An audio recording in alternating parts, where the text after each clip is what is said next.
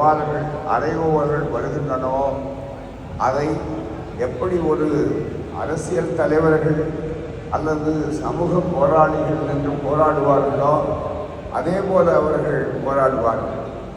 அவருக்கும் பெரியார் ஜடலுக்கும் இருந்த உறவு எப்படி இங்கே இருக்கக்கூடிய அமைப்பில் இருக்கக்கூடியவர்களுக்கு இருக்கிற நெருக்கமான உறவோ அது போன்றவர்கள்.